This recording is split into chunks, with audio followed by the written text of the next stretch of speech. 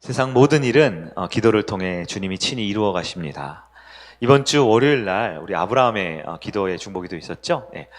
기도하지 않으면 하나님께서는 아무 일도 하지 않으신다라는 구절이 있었습니다. 오늘 이 밤에 우리가 기도하러 온 것 같지만 하나님께서 하나님의 일을 이루기 위해 우리를 불러주셨습니다. 이 밤에 말씀 붙들고 기도할 때에 하나님의 위대한 동역자로 승리하는 저와 여러분 되기를 간절히 축원합니다. 우리 좌우에 계신 분들 인사할까요? 우리는 하나님의 동역자입니다. 인사하겠습니다. 아멘. 하나님의 동역자입니다. 오늘 날씨가 좀 쌀쌀해졌나요? 우리 보니까 오리털 파카를 입은 분도 있고, 저는 아까 낮에 반팔 셔츠를 입다가 갑자기 이렇게 쌀쌀해지더라고요. 오늘 날씨가 그래서 그런지 얼핏 봐도 한 10분 이상 빈자리가 보이는 것 같은데, 네. 원래 찬란하게 빛나기 직전이 가장 어두운 법인데 아마 다 온라인으로 예배를 드리고 있을 거라고 제가 믿고 싶습니다. 오늘도 비록 적은 인원이지만 오늘은 특별히 이따 기도회 때요, 우리 회개 기도하고 간구 기도하고요, 목장별로 모여서 목장을 위해 기도하는 시간이 있습니다. 이따 찬양할 때 다시 한번 설명드리지만 목장끼리 좀 자리를 다시 조정하셔서 뜨겁게 서로 위해 기도할 수 있는 여러분 되길 바랍니다. 오늘은 다시 하나님을 두 번째 시간으로 고독의 성에 갇혀 하나님을 기다릴 때, 고독이라는 성에 갇혀서 하나님을 기다릴 때라는 제목의 말씀을 살펴봅니다. 우리가 읽은 시편 37편의 저자가 누구인지 아십니까? 그 성경을 보면 써 있어요. 거기 37편 옆에 누구의 시라고요? 네, 다윗의 시입니다. 우리 지난주 금요일에도 봤지만 다윗은 굉장히 훌륭한 사람이었지만 한편 또 굉장히 하나님을 떠나 있을 때는 위기의 웅덩이에 빠져 있었던 사람이에요. 우리 주일에도 요셉 이야기 들으면서 구덩이 속에 들어간 이야기를 살펴봤잖아요. 다윗은 승승장구만 한 것이 아니라 때로는 깊은 웅덩이에 빠져서 고난당할 때도 있고요. 오늘 말씀을 보면요, 굉장히 고독한 성, 외로운 성에 갇혀서 힘겨운 시절을 보내기도 했습니다. 근데 이 다윗이 일반 우리 연약한 믿음의 사람들과 다른 점이 무엇이냐? 하나님께서는 다윗을 쓰실 때 가장 힘들 때, 가장 외로울 때 하나님을 다시 바라볼 수 있는 믿음을 그에게 주셨어요. 시편 37편, 시편이라고 하면 하나님께 올려드리는 찬양, 찬송이잖아요. 노래하는 것이잖아요.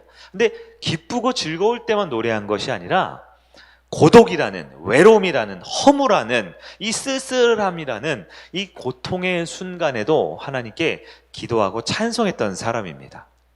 오늘 우리가 하나님 앞에 나왔지만 우리가 아까 찬송 불렀어요. 우리 오늘 또 찬양 인도자가 굉장히 해맑잖아요. 밝은 분이 찬양 인도하죠. 그러면 이제 우리가 졸린 피곤한 우리의 몸도 다시 막 일깨워지는 것 같은데요. 여러분, 우리가 기쁨으로 찬양할 때도 있죠. 근데 사실 이번 한 주를 돌아보세요. 찬양할 때 기쁘기만 한 건 아니잖아요. 때로는 우울하기도 하고, 때로는 아프기도 하고, 때로는 외롭기도 하고. 그러나 우리가 하나님이 우리를 다시 불러주시면 다시 기쁨으로 찬양하고, 다시 웃으면서 말씀 듣고, 다시 하나님께 기도할 수 있는 것, 이게 바로 하나님이 불러주신 사람들의 모습이다라는 거예요. 다윗은 가장 고독하고 가장 외롭고 가장 허무하고 가장 무기력하는 순간 하나님을 찾았습니다. 더 정확하게 말하면 그 순간 하나님이 다윗에게 하나님께 나오게 만들어 주신 거죠. 바로 오늘 우리처럼요. 우리의 인생에도 진짜 정신없이 한 주간을 막 살아봤지만 오히려 하나님을 선택하고 믿고 예배드리는 나는 왠지 제자리 걸음인 것 같고 나는 잘 안 풀리는 것 같은데, 하나님 없이 사는 저 세상 사람들은 너무너무 일이 잘 되고 너무너무 잘 나가는 것 같고 너무너무 부자인 것 같고 그렇게 부러울 때가 있습니다. 오히려 악한 사람들이 형통하고 악한 사람들이 너무 잘 되는 걸 보면 마음에 이 시기심도 들었다가 미운 마음도 들었다가 나중에는 이 무기력하기도 하고 허무하기도 해요.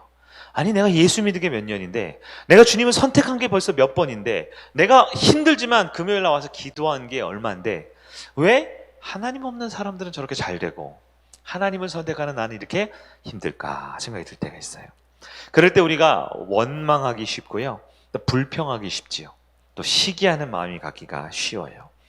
과연 이럴 때 과연 다윗은, 하나님께서는 다윗을 통해 저와 여러분에게 어떠한 믿음의 결단을 해야 하는지 오늘 말씀을 통해서 알려주고 있어요. 고독의 성에 갇혀서 어찌할 바를 하지 못하는 그 괴로움 가운데 다시 하나님을 바라보는 다윗과 같이 오늘 이 시간 말씀을 통해 다시 하나님을 붙들고 승리하는 여러분들에게 축원합니다.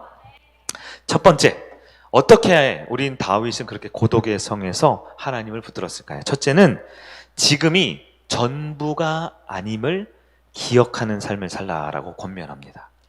바로 지금이 내 모든 결론이나 내 모든 인생의 끝이 아니다라는 거죠. 우리가 이번 한 주만 돌아봐도요, 나름 열심히 살고 노력하고 뭐 금식 기도도 이번 주에 우리가 했잖아요.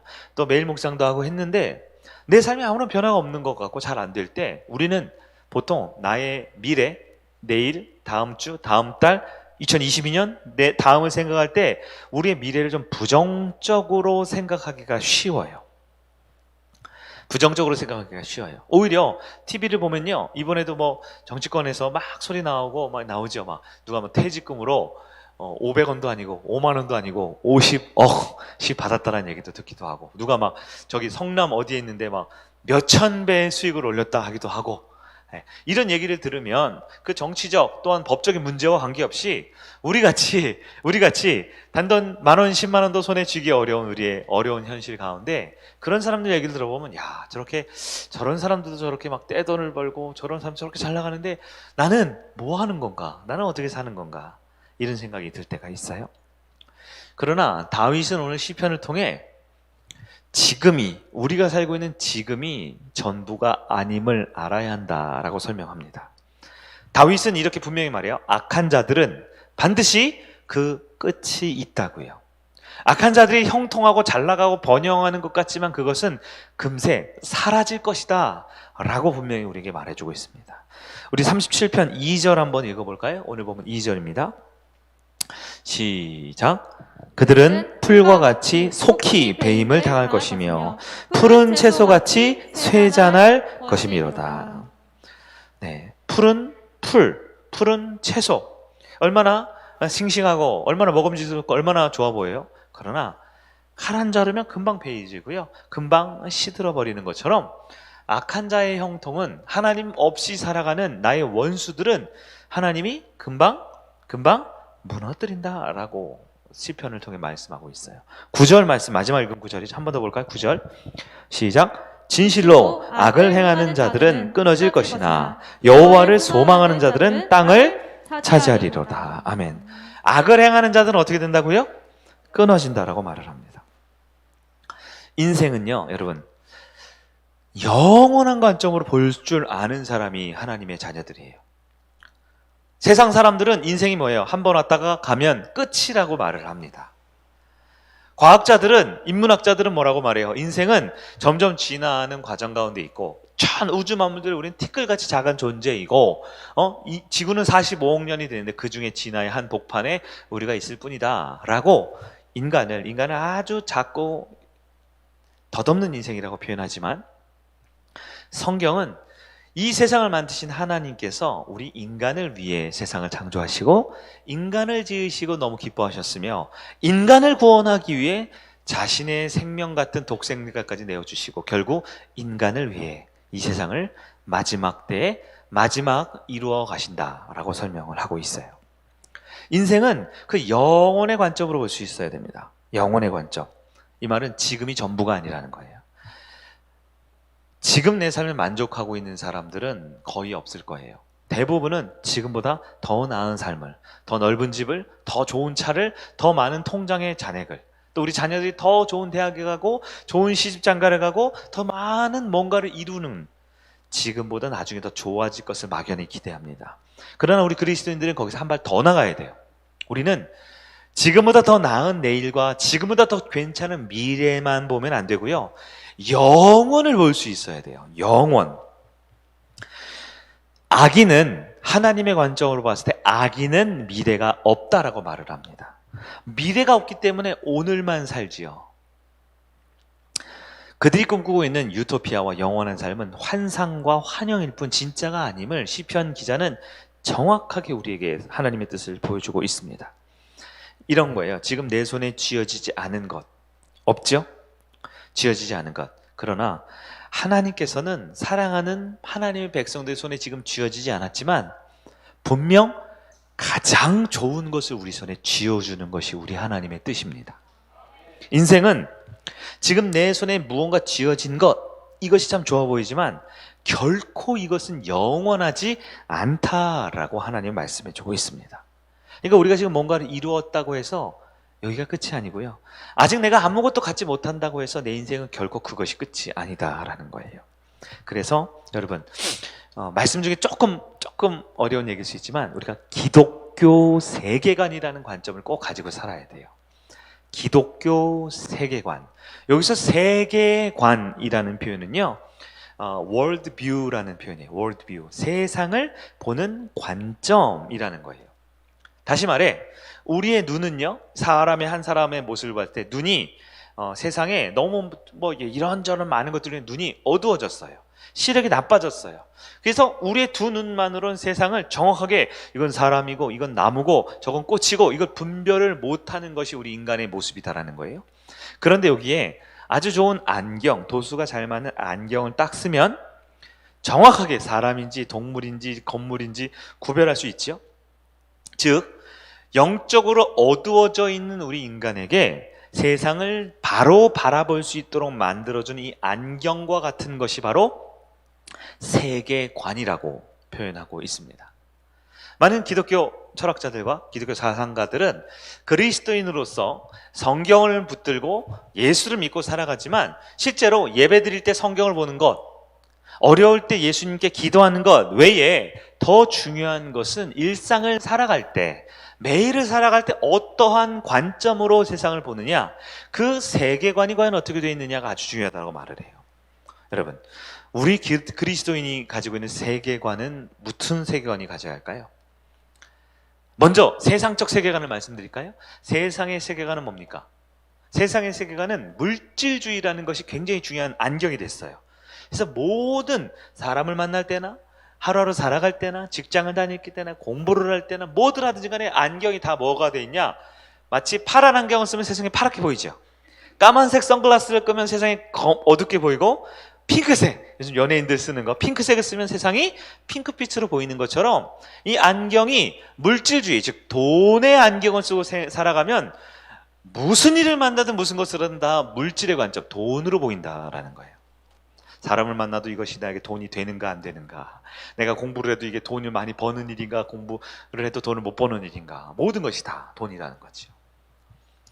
세상의 관점은 여러 가지가 있습니다. 성공이라는 안경을 쓰고 살아가는 사람도 있어요. 뭐든지 성공해야 돼요. 내가 잘 돼야 돼요. 또 행복이라는 관점도 있습니다. 행복해야 됩니다. 즐거워야 됩니다. 기뻐해야 됩니다. 여러분, 그럼 우리 그리스도인은 어떤 관점으로 세상을 봐야 될까요? 이것이 우리 그리스도인에게 너무너무 중요합니다. 우리는 지금 오늘만 살 것이 아니라 내 손에 무엇이 쥐어져 있느냐, 내 손에 없느냐로 사는 인생이 아니에요. 우리 그리스도인들은 성경적인 세계관을 가지고 살아야 되는데요, 이 성경적 세계관을 창세기부터 요한계시록까지 모든 성경을 통틀어 성경적 세계관의 핵심은 네 가지예요. 네 가지. 아주 간단해요. 첫 번째 세계관은 창조입니다. 두 번째는 타락이지요. 세 번째는 구속이고요. 마지막 네 번째는 재창조라는 것입니다. 조금 철학적인 얘기인 것 같아서 죄송해요. 이거 빨리 마치고 오늘 설교로 돌아갈게요. 다시 한번 따라해 보세요. 저를. 첫 번째, 창조, 타락, 구속, 재창조.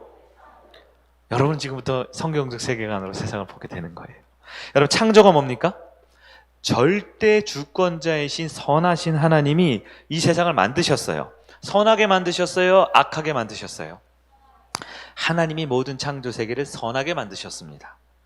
이것이 우리가 세상을 보는 첫 번째 기준이 되어야 되는 거예요.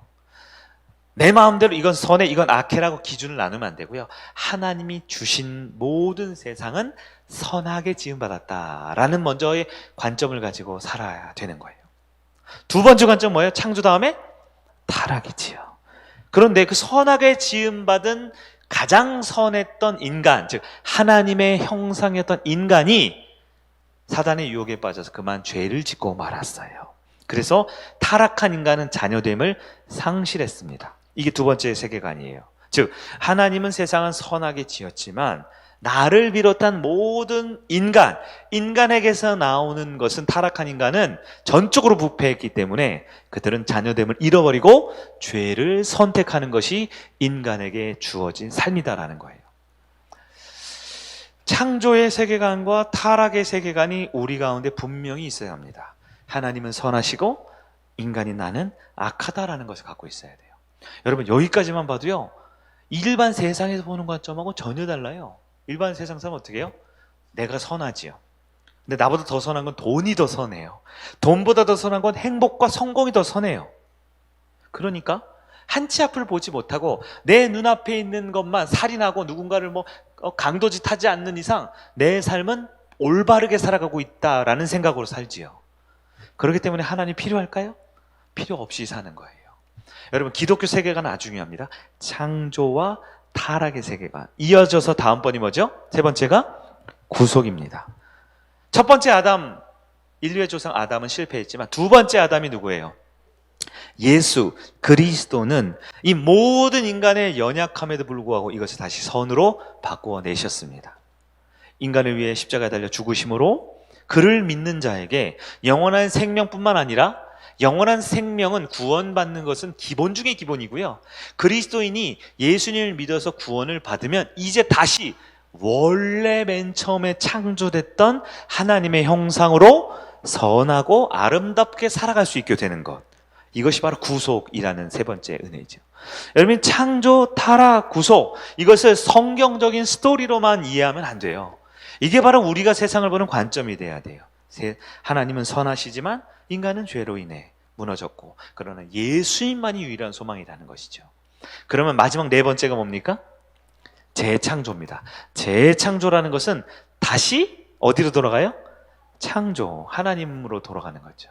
하나님의 세상을 원하시는 모습 그대로 만들었던 그 완전한 재창조의 모습 가운데 나도 다시 하나님의 자녀의 모습을 회복하는 것이 그리스도인의 삶이지요. 자, 제가 지금 무엇을 말씀드렸냐? 바로 이거 기독교 세계관이라 그래요. 창조, 타락, 구속, 그리고 재창조. 우리는 창조, 타락, 구속의 과정을 건너 이제 재창조의 삶을 살아가는 것이 우리의 그리스도인 삶이에요. 이것을 바울은 고린도후서 5장 17절에 뭐라고 말합니까? 우리 성경을 볼까요?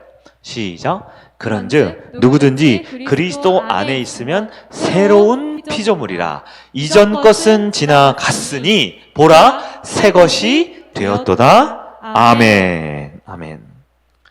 우리 그리스도인들은 그리스도 안에 있는, 즉 그리스도를 내 마음의 중심에 두는, 하나님을 내 마음의 중심에 두고 어떤 삶에도 누구를 선택해요? 하나님을 선택하는, 그 하나님 중심의 자녀됨의 삶을 살아가는 것 자체가 새로운 피조물로서 새로운 재창조의 삶을 살아가는 자녀들의 모습이다라는 거예요.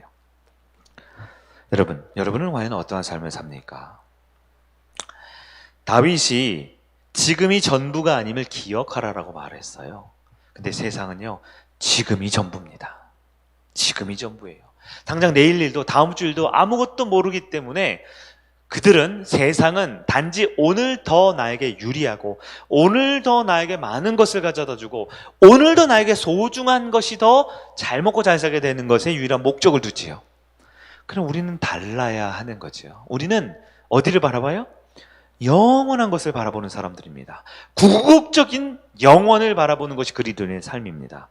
그러므로 악인의 형통함이나 원수의 잘 나가는 모습 가운데 우리는 일희일비할 필요가 전혀 없어요.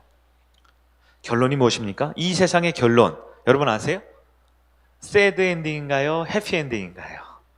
네? 우리는 이 이야기가 어떻게 될지 모르고, 코로나 사태가 어떻게 될지 모르고, 한국 경제 금리가 어떻게 될지 모르고, 부동산과 비트코인과 또 뭐 있어요? 주식이 어떻게 될지 모르지요.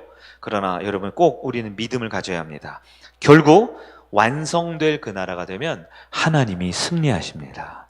그리고 하나님의 자녀된 저와 여러분도 반드시 승리합니다.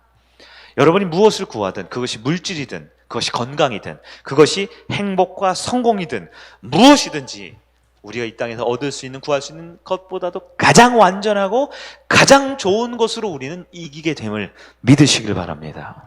이것이 영원을 바라보는 그리스도인의 삶의 소망인 거예요. 어떤 사람들은 이 창조 다음 타락에 멈춰 있어요.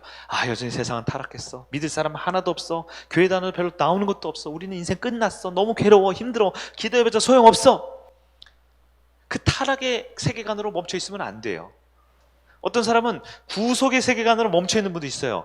예수님 믿으면 돼. 예수님이 한 번이면 충분해. 물론 맞죠? 그러나 구속은 하나님의 원래 형상 재창조의 완전한 삶을 살기 위한 주님의 은혜의 과정이지 그것이 결론이 아닌 거예요. 예수 믿어 구원받는 것, 그것은 우리 인생의 종착역이 아닙니다. 오늘 와서 예배드리는 것, 이것이 우리의 끝이 아닙니다. 우리의 삶은 언제예요? 영원한 삶, 궁극적인 승리가 저와 여러분의 있음을 믿으시기를 바랍니다. 그래서 예수님 믿고 예수를 선택하면요, 반드시 이기게 돼 있어요. 믿음을 선택하는 사람은 오늘 지는 것처럼 보여도 지는 것이 아닙니다.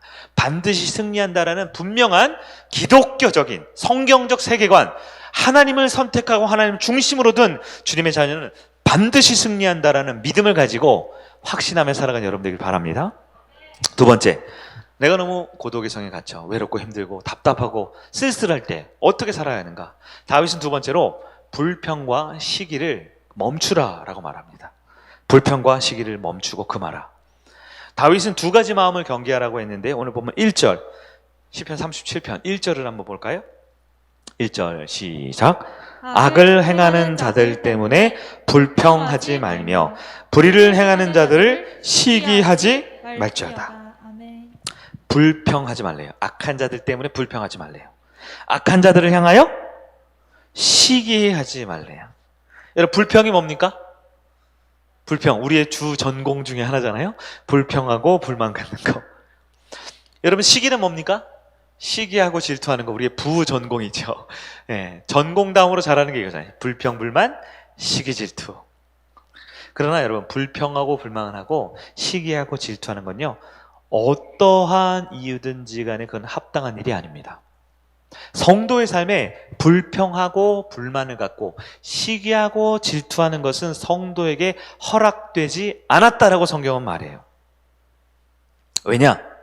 그냥 이렇게 믿으라고 하면 믿고 싶지만 잘 안 되잖아요. 이유가 있어요.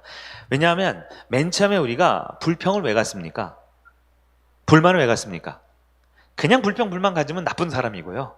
우리 그리스도인들이 불평 불만 갖는 시작이 보통 이래요. 보통 악한 사람이나 나쁜 모습을 딱 직면하게 되면요, 그 나쁜 점에 대해서 분노가 생겨요. 나쁘고 악한 점에 대해서 비판적인 마음을 갖습니다. 저건 아닌 것 같은데, 저러면 우리 하나님 믿는 사람이 저러면 안 될 것 같은데, 성경적 기준은 저건 틀린 것 같은데 라고 어떤 상황이나 사건에 대해서 비판을 먼저 갖겠죠.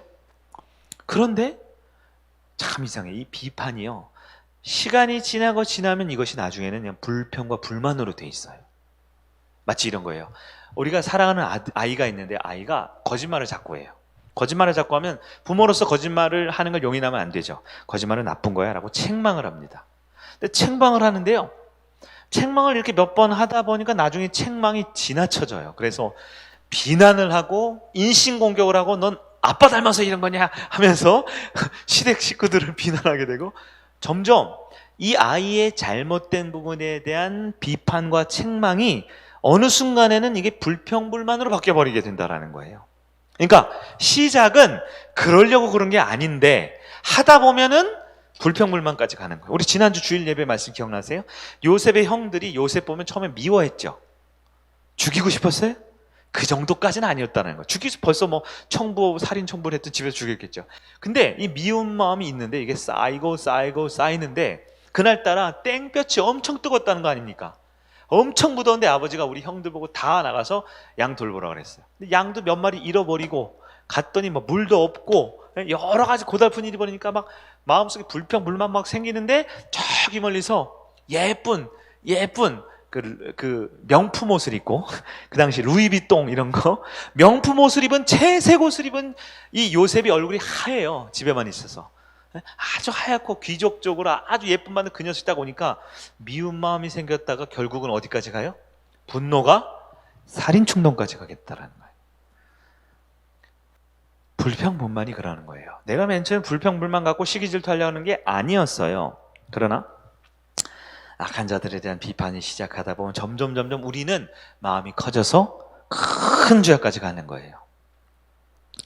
그런데 성경을 보면요, 그렇게 악한 자라 할지라도 그에게 시기와 질투와 불평, 불만을 가지면 나 역시 그와 똑같은 마음이 되어버린다 라고 성경은 경고하는 거예요. 우리는 하나님이 어떤 분인지 잘 알아야 합니다. 하나님은 악한 자의 형통을 기뻐하지 않습니다.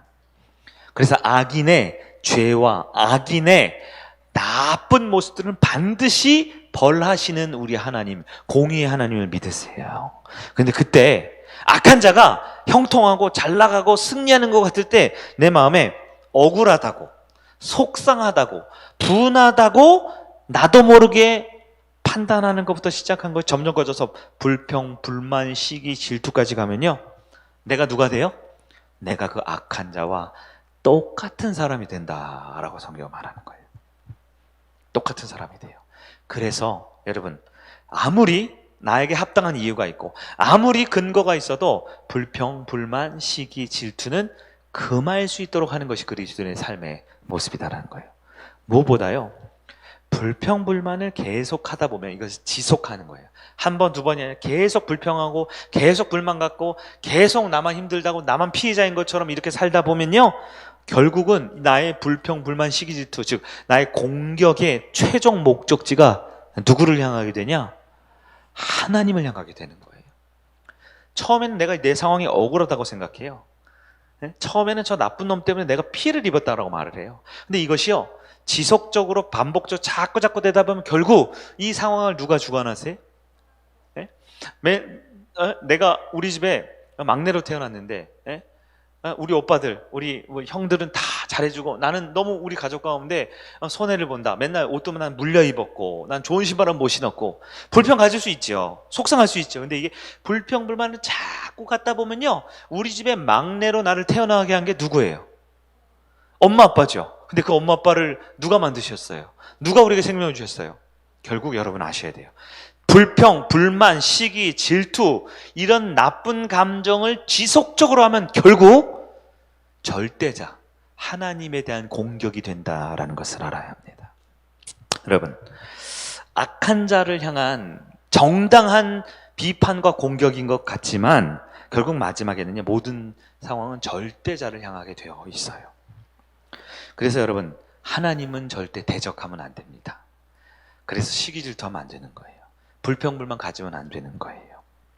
여러분, 하나님께 불평불만을 가지면 이것은 결국은 처음에는 정당해 보여도 나중에는 불신앙까지 가게 되는 거예요.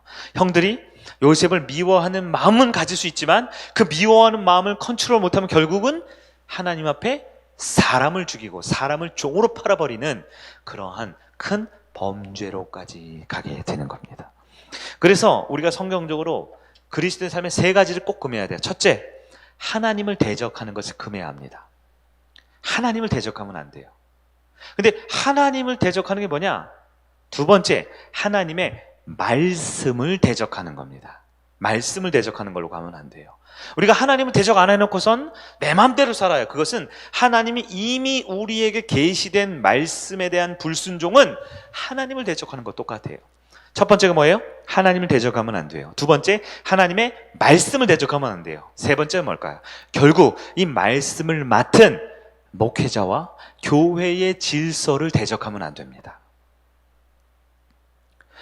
목회자를 대적하고 교회의 질서와 교회의 방침을 대적하는 것은 사람에 대한 불만이나 교회 공동체에 대한 무질서에 대한 어떠한 평가가 아니라 궁극적으로는 하나님의 말씀, 그 이상 하나님에 대한 대적으로 이어지는 거예요. 여러분, 우리는 첫째, 하나님을 대적하면 절대 안 돼요. 내가 다 이해를 못해도 내 삶의 구덩이에 빠질 때가 있다 없다? 있죠. 내 삶에 시험이 있거나 유혹이 있을 때가 있다 없다? 있을 때라도 하나님에 대한 신뢰와 믿음은 흔들려서는 안 됩니다. 왜요? 하나님은 하물며 완전한 사랑의 하나님께서 사랑하는 자녀에게 밥을 달라고 하는데 돌을 주시는 분이에요, 아니에요? 아니죠. 그런데 만약에 내 삶에 아무리 봐도 돌밖에 없으면 뭐가 있어요? 하나님의 분노 분명한 이유가 있는 거예요. 그리고 그분을 기다리고 신뢰할 수 있어야 합니다.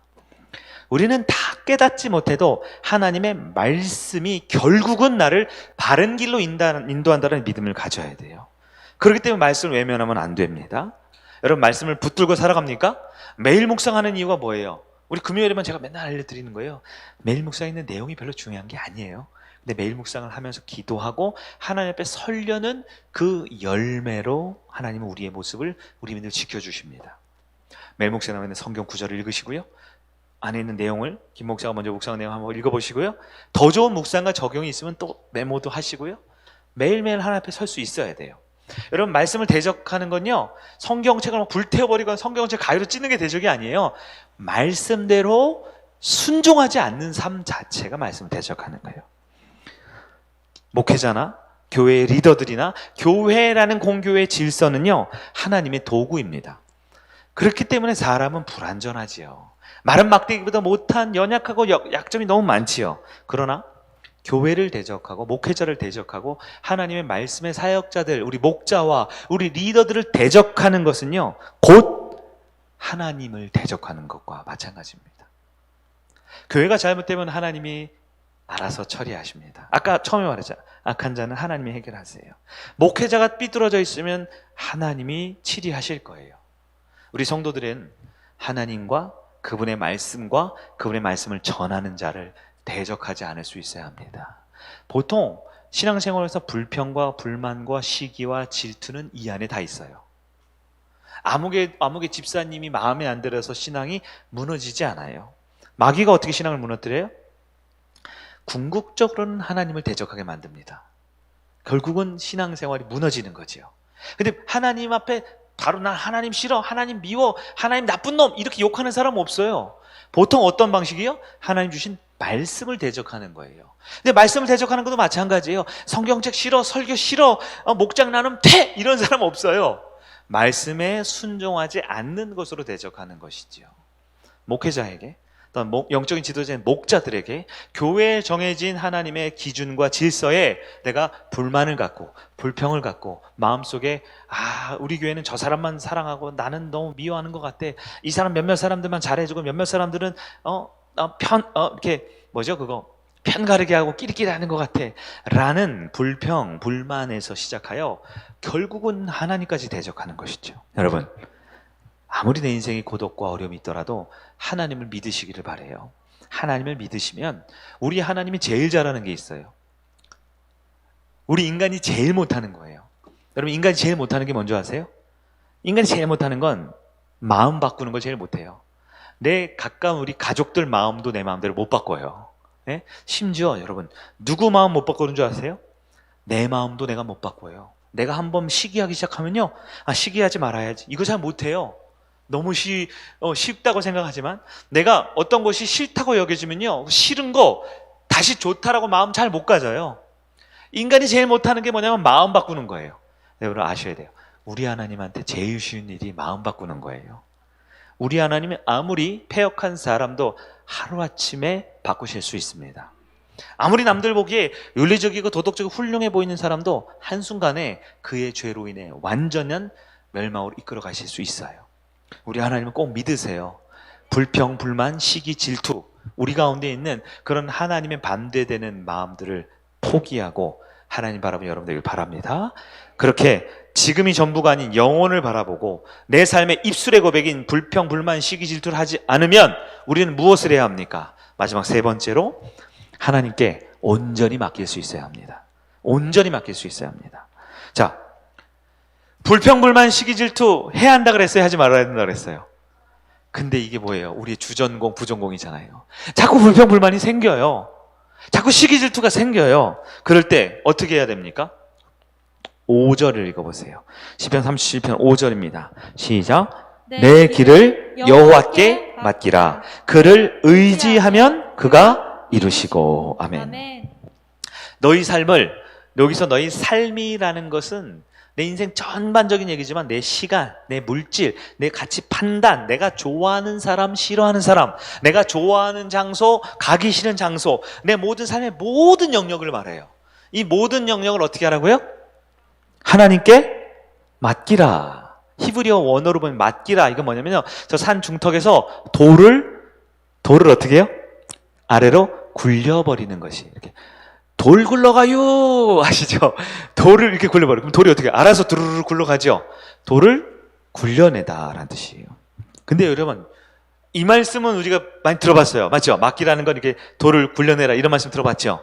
근데 여기까지는 아는데요. 이 말씀을 잘못 해석하는 경우가 있어요. 돌이 산에서 내 손을 딱 놓으면 알아서 굴러가잖아요. 그렇게 우리는 이제 내 손을 떠났어 하면서 수동적으로 혹은 소극적으로 살라라는 의미가 아닙니다. 손 놨으니까 아이 몰라 이제 알아서 되겠지 하는 무책임한 삶이라는 게 아니에요. 이것은 완전히 이 돌이 어디로 가게 될지를 누가 알아요? 하나님이 아신다라는 거예요. 그냥 산 위에서 돌 굴러가요가 아니라 내가 내 손을 떠났기에 이 세상에 중력을 작용하시고 지구 자전과 공전과 봄, 여름, 가을, 겨울과 바닥에 있는 흙길과 잔디와 모래와 이 모든 것을 주관하시고 그 돌덩어리의 각도와 크기와 무게와 이 모든 것을 아시는 그 하나님께서 그 돌이 어디로 가게 될지를 그분이 완전히 가지고 계신다라는 온전한 신뢰 그리고 순종을 의미하고 있는 거예요. 여러분, 하나님께 맡길 때는요, 우리 보통 그러죠. 기도했으니까 하나님 알아서 해주시겠지 뭐. 이러한 소극적이고 수동적인 태도가 아닙니다. 하나님을 온전히 믿고 신뢰하는 거예요. 신뢰하는 거예요. 신뢰가 뭐라 그랬어요? 믿음, 그 신뢰는요, 아까 말했잖아요. 세계관이 필요해요. 믿음, 신뢰는 뭐예요? 결국 하나님이 승리한다라는 것이 믿음입니다. 그냥 이번 주 그냥 주식 투자 어디로 할까? 모르겠는데 몰라 찍고 하나님 알아서 해주세요. 이런 것이 신뢰가 아니고요. 결국 하나님을 선택하고 하나님을 믿고 살아가는 자녀는 밥 굶지 않고 영광스럽게 하나님이 책임져 주신다라는 것이 믿음이고 신뢰라는 거예요. 그냥 무조건 나만 잘 되고 무조건 나만 복 받고 하는 건 신뢰가 아니죠. 그건 성경적 세계관이 아니라 돈의 세계관, 복의 세계관, 성공과 행복의 세계관이죠. 그것은 불교입니다. 그것은 세상의 이방 종교예요. 그러나 하나님의 세계관은 뭐예요?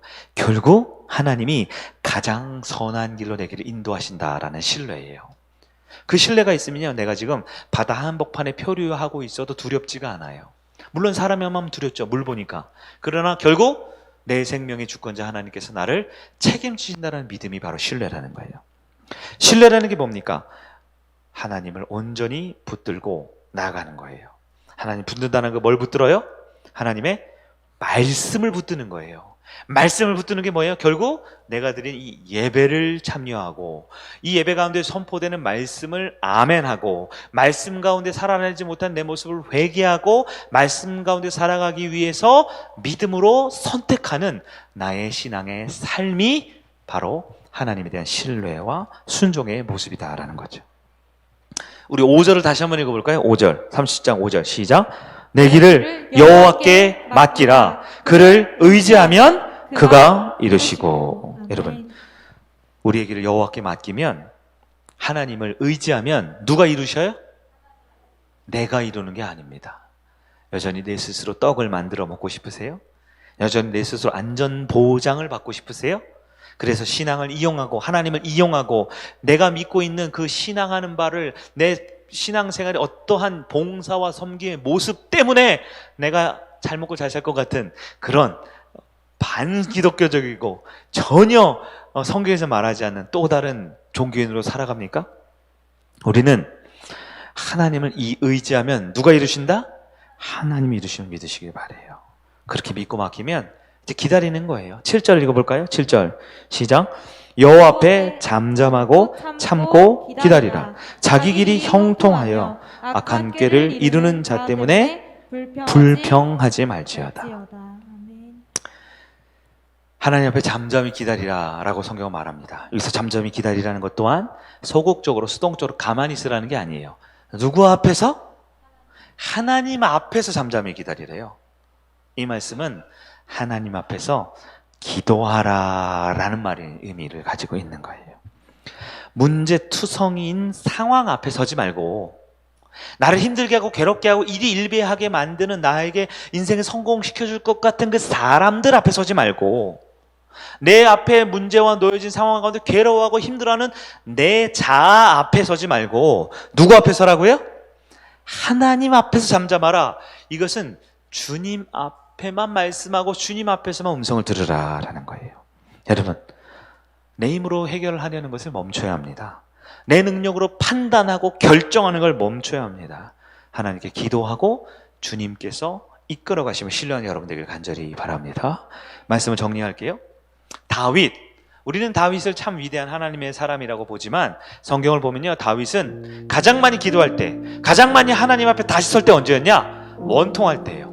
억울할 때예요. 고독할 때, 쓸쓸할 때, 너무나 힘겨워서 도와주리 아무도 없을 때. 가족이라고 말하지만 가족이 가장 나를 괴롭혀요. 내가 성공을 이루고 그렇게 했지만 그 성공을 이루기 위해서 내가 가장 불행한 처절한 괴로운 삶을 살고 있어요. 물질 많으면 그렇게 좋을 것 같지만 우린 돈 때문에 웃는 날보다 우는 날이 더 많은 거예요. 우리의 인생, 괴로운 인생 가운데 다윗은 다시 하나님 앞에 서라고 합니다. 어떻게 해요? 지금이 전부가 아님을 믿으래요. 영원한 하나님을 바라보래요. 불평과 불만과 시기와 질투를 버리고 하나님을 대적하지 말고, 하나님의 말씀을 대적하지 말고, 하나님의 질서 있는 권위자들을 대적하지 말고 말씀 앞에 신뢰와 순종애로 하나님 온전히 맡기래요. 그렇게 기다리면 하나님이 반드시 책임진다고 말씀합니다. 끝으로 우리 성경 한 구절 읽고 마칠까요? 이사야 30장 18절입니다. 우리 화면을 보겠습니다. 우리가 하나님 앞에 이렇게 영원을 바라보는 세계관을 가지고 불평불만을 다 내려놓고 하나님 온전히 붙들면 하나님 어떻게 하신다고 하셨을까요? 이사야 30장 18절입니다. 우리 천천히 한번 읽어볼까요? 시작. 그러나 여호와께서 기다리시나니 이는 너희에게 은혜를 베풀려 하심이요 일어나시리니 이는 너희를 긍휼히 여기려 하심이라. 대저 여호와는 정의의 하나님이심이라. 그를 기다리는 자마다 복이 있느니라. 아멘. 이 밤에도 우리가 할 것은 문제와 상황 앞에가 아니라 하나님 앞에 서는 겁니다. 옆 사람들이 서는 게 아니고요, 이 강단 앞에서 목사님 앞에 서는 게 아니고요, 하나님 앞에 서서 그분 앞에 내 모든 삶을 고하고 그분의 음성을 듣는 그 기다림이 있으면 우리 하나님이 반드시 책임지고 반드시 응답하시고 반드시 우리에게 부흥을 주실 줄 믿으시기를 간절히 바랍니다. 아멘. 우리 함께 찬양하기를 원합니다. 우리 아까 불렀던 찬양이죠?